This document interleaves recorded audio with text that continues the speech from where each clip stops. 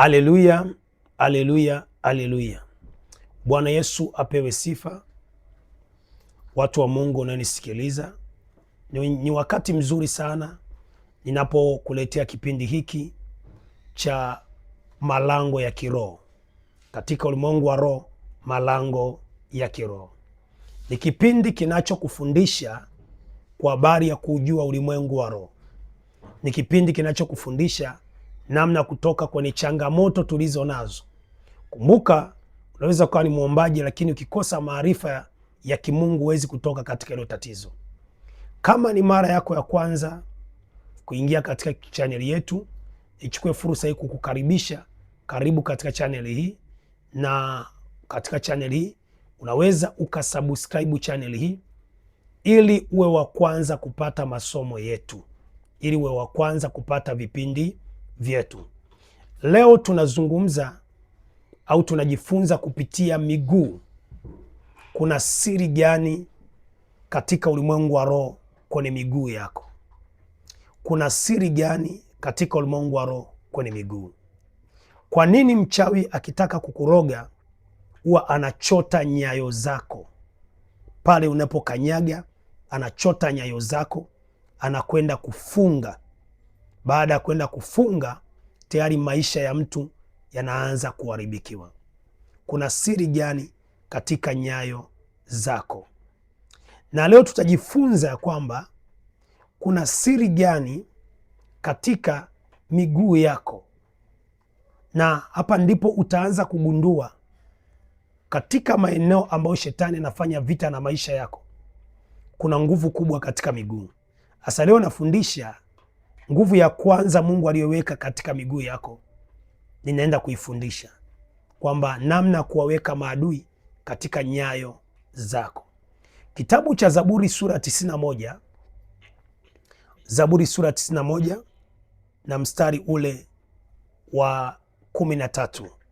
Zaburi sura 91 mstari wa 13.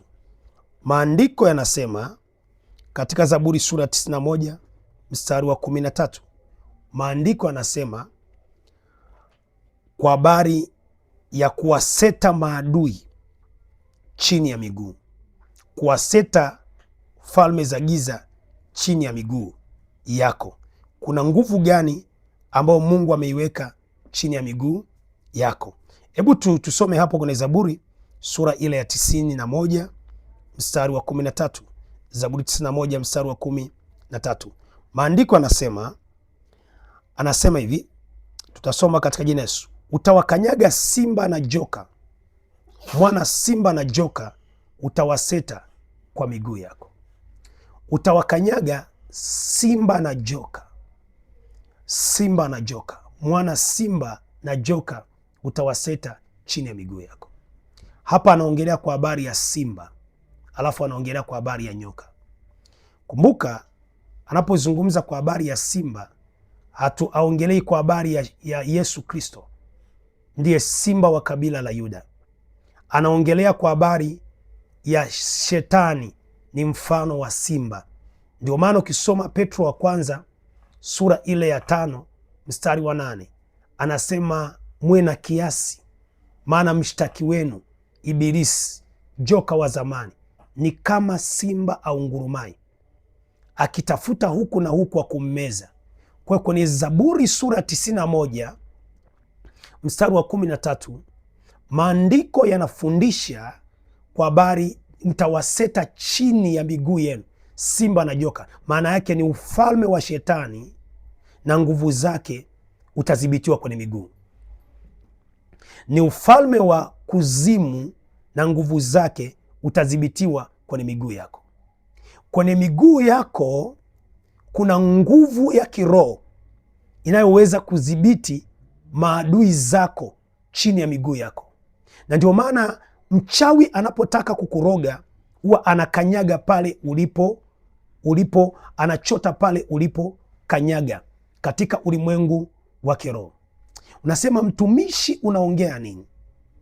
Nafundisha kwa nini kuna mahusiano kati ya miguu yako na ulimwengu wa roho. Kuna nguvu ambayo Mungu ameweka kwenye miguu yako katika ulimwengu wa roho. Ngoja nikupe mfano. Wachawi wote wanaporuka au wanapopaa juu, wachawi wote wanaporuka au wanapopaa, huwa lazima katika ulimwengu wa roho, lazima cha kwanza wakanyage ardhi. Maana yake kuna mvutano kati ya ardhi na miguu ya mtu. Kuna ile nguvu ya mvutano ya kutawala au kuimiliki ardhi imebebwa kwenye miguu yako. Naomba unisikilize, wewe unayeota ndoto viatu vyako vimevaliwa na jirani yako, wewe unayeota ndoto viatu vyako vimeibiwa, unaota ndoto viatu vyako vimetoboka toboka, unaota ndoto viatu vyako alafu vimechanika, au wakati mwingine unaota ndoto viatu vyako vimechafuliwa. Hii nguvu inakuwa imeondolewa kwenye miguu yako. Sasa ni nguvu gani inayofundisha? Ni nguvu ipo kwenye miguu ambayo inaweza kumiliki maadui zako, kumiliki watesi wako katika ulimwengu wa roho. Unasema, mtumishi, unaongea nini?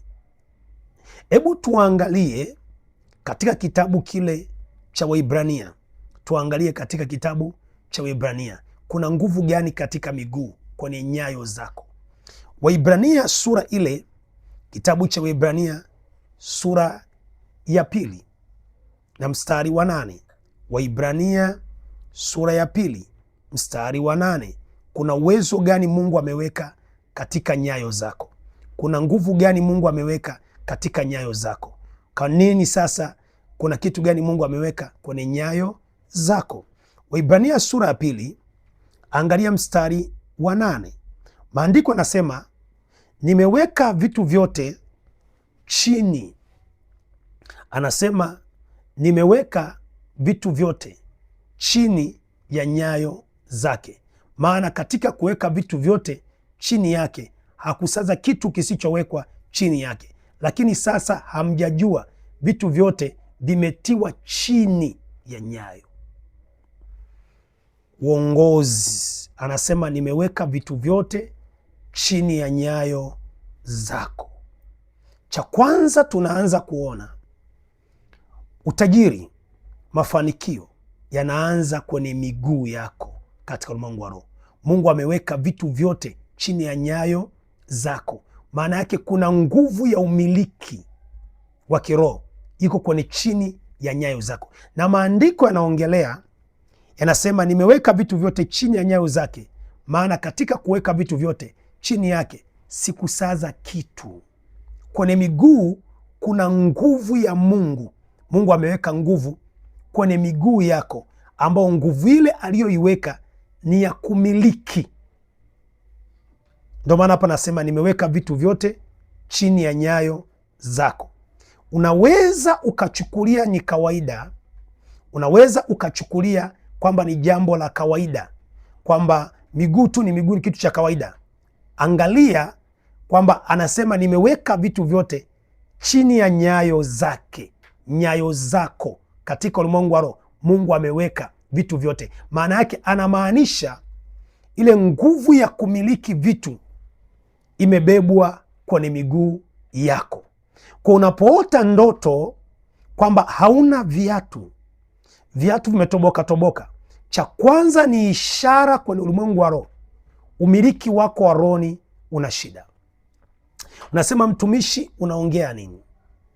Hebu twende tuangalie katika kitabu cha Joshua sura ya 1 mstari ule wa 13, mstari wa 3. Joshua sura ya 1 mstari wa 3. Kitabu cha Joshua sura ya 1 mstari wa 3. Na kabla hatujasoma Joshua sura ya 1 mstari wa 3, tutaanza kuangalia Mungu anamwambia Joshua kwamba zitakapokanyaga nyayo za miguu yenu, nyayo sio viatu, nyayo za miguu yenu, alafu anasema nitawapa na kumiliki. Maana yake unamiliki sawasawa na ile nguvu iliyopo kwenye miguu yako. Maana yake unatawala sawasawa na ile nguvu iliyopo kwenye miguu yako. Kwa hii nguvu ikiondolewa, ndo nakuta mtu anafanya biashara, mtaji unakatika. Mtu anapata mtaji, unasambaratika. Mtu anafanya biashara, mara anashuka chini. Mara unafanya biashara, mara unazulumiwa. Mara unafanya biashara, haiendi sawa. Nguvu ya umiliki ikiondolewa kwenye miguu yako, chochote unachokifanya hauwezi kufanikiwa. Sasa somo letu linasema kuwaweka maadui zako chini ya nyayo zako.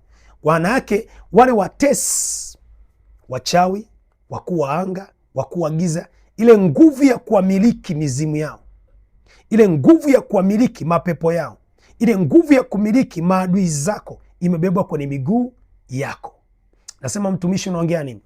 Kitabu cha Joshua sura ya 3, wakati Joshua anavuka mto Yordan, yuko na makuhani, Mungu akamwambia Joshua, kanyaga nyayo za miguu, nyayo za makuhani zikanyage mto Yordan.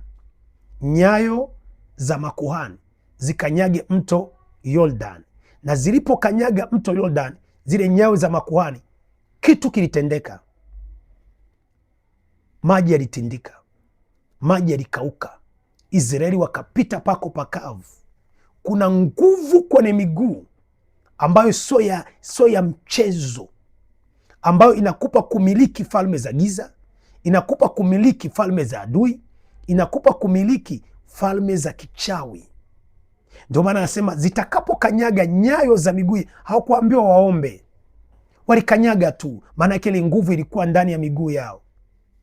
Ndio maana tunaanza kuangalia, somo letu linasema kumiliki maadui chini ya nyayo zako. Somo letu linasema kumiliki maadui chini ya nyayo zako. Ukisoma katika Wafalme wa Pili sura ya 6 na kuelekea mpaka ile sura ya 7, utaona kwa habari ya wale wakoma wanne. Wale wakoma wanne walikanyaga nyayo. Mungu aliwaambia wakawafata Washami. Baada ya kuwafata Washami maadui zao, Mungu akakuza vishindo vya miguu yao. Kwenye miguu kuna nguvu ambayo inaweza kutikisa Washami. Kwenye miguu yako kuna nguvu ambayo inaweza kuharibu wachawi. Kwenye miguu yako kuna nguvu ambayo inaweza kuharibu falme za kuzimu. Yaani haujaomba, automatic tu umekanyaga, tayari vitu vinaharibika. Automatic tu umeingia na kutoka, vitu vyao vinaanza kuharibika, kwa sababu kwenye miguu kuna nguvu ya kiroho ya kumiliki maadui zako. Unasema mtumishi, unaongea nini? Rudi kwenye kitabu cha Waibrania sura ya 1. Waibrania sura ya 1. Ndio maana wachawi wanapiga vita sana kuchota nyayo zako waende kukufunga usifanikiwe, kuchota nyayo zako waende kukufunga usiweze kuinuka kimaisha, kuchota nyayo zako waende kukufunga usiinuke kiuchumi. Wanapambana na ile nguvu ya umiliki iliyobebwa kwenye miguu yako ya kudhibiti falme za giza. Nasema mtumishi, unaongea nini? Angalia kitabu cha Ibrania sura ya 1. Waibrania sura ya 1 na mstari ule wa 8. Waibrania sura ya 1 mstari wa 8. Waibrania sura ya 1 mstari wa 8. Maandiko yanasema, tasoma katika jina la Yesu. Lakini kwa habari ya wana, Waibrania sura ya 1 mstari wa 8. Hapo ndipo tutaweza kusoma, na Mungu akupe neema katika jina la Yesu. Okay, tunaweza kuangalia Waibrania sura ya 1 mstari wa 13. Nguvu ya kumiliki maadui zako iliyobebwa kwenye miguu yako. Waibrania sura ya 1 mstari wa 13. Anasema, je, yuko malaika aliyewaambia, lakini wakati wote aketie mkono wangu wa kuume, hata nitakapowaweka adui zako chini ya nyayo zako. Soma tena Waibrania sura ya 1 mstari wa 13. Anasema hata nitakapowaweka adui zako chini ya nyayo zako. Hapa neno adui unaweza ukapigia mstari ukaweka wachawi. Neno adui unaweza ukapigia mstari ukaweka mizimu. Neno adui unaweza ukapigia mstari ukaweka wakuu wa anga. Neno adui unaweza ukapigia mstari ukaweka wakuu wa giza. Neno adui unaweza ukapigia mstari ukaweka washirikina. Anasema hata nitakapowaweka adui zako chini ya nyayo zako. Ndani ya nyayo zako ulimwengu wa roho, ndani ya nyayo zako katika ulimwengu wa roho, Mungu ameweka nguvu ya kudhibiti vita unaopitia, iko kwenye miguu yako. Mungu ameweka nguvu ya kudhibiti maadui, hiyo nguvu iko kwenye miguu yako katika ulimwengu wa roho. Mungu ameweka nguvu ya kudhibiti kila vita unaopitia, hiyo nguvu iko kwenye miguu yako. Sasa Waebrania sura ya 1 maandiko yanasema hata utakapowaweka maadui zako chini ya nyayo zako. Ndani ya nyayo zako Mungu ameweka nguvu ya kuwadhibiti maadui zako, ule uchawi, uganga, falme za giza. Na ukirudi nyuma ukiangalia kwenye kitabu cha Zaburi sura 91 anasema nitawaseta simba na joka chini ya miguu yako. Alafu ukarudi ukaangalia kwenye kitabu cha Waebrania sura ya 1 mstari wa 13 utaona Mungu ameweka kitu cha tofauti sana kwenye miguu yako. Hakuna eneo ambalo wachawi wanababaika kama eneo la miguu yako. Hakuna eneo ambalo wachawi wanakuwinda kwenye maisha yako kama eneo la miguu yako, maana wanajua kuna nguvu kubwa ya kiroho kwenye miguu yako. Kwa hiyo wanapopata nafasi wakachota nyayo zako, kama uko sawa na Mungu, maana sio kila mtu anaochotwa nyayo atarogeka. Kuna wanaochota nyayo zao zimeunganishwa na damu Yesu. Kuna wanaochota nyayo zao zimeunganishwa na moto wa Roho Mtakatifu. Kwa hiyo wakinapochota nyayo zako wakapeleka, huwa wanaanza kufunga sasa maisha yako. Ndio unaona biashara inaanza kuharibika, ndio unaona uchumi unaanza kuharibika, ndio unaona kazi inaanza kuharibika, ndio unaona mafanikio yanaanza kuharibika. Lakini cha kwanza walifunga ile nguvu kwenye miguu yako. Ulikuwa unafanya biashara inabomoka, ulikuwa unafanya mtaji unaharibika, unapanda mara mtaji umekatika. Kwenye ndoa unaanza kuwa na mafarakano, kwenye mahusiano unaanza kuwa na mafarakano. Ulikuwa unaweza kuomba unawashinda wachawi, kwenye ndoto unawashinda wachawi, kwenye kila unachofanya unawashinda. Unaanza kushuka, unaanza kushindwa kujisimamia kiroho, unaanza kushindwa kupigana vita vya kiroho. Siri ni miguu yako imefungwa. Ile nguvu ya kumiliki maadui zako kwenye miguu yako imeondolewa katika ulimwengu wa roho. Unasema nini mtumishi? Unaongea nini? Kwenye miguu yako kuna nguvu ya kushambulia maadui zako au watesi wako katika ulimwengu wa roho. Ndio maana unapoota ndoto kwamba hauna viatu, unapoota ndoto viatu vyako vimevaliwa na jirani yako, viatu vyako unaota ndoto vimechukuliwa, vimetoboka toboka, ile nguvu ameshaiondoa kwenye miguu yako. Tutakuwa na maombi maalum ya kurejesha hiyo nguvu kupitia miguu yako katika ulimwengu wa roho. Na ndio maana nataka nikupe siri. Leo kuna wingi wa makongamano mengi sana watumishi. Njoo kanyaga mafuta upako, njoo kanyaga, njoo ni kuoshe. Kama utajua siri hii, unaweza ukawa na shida ya ndoa ukapeleka miguu, kumbe ujui katika miguu kuna nguvu ya umiliki.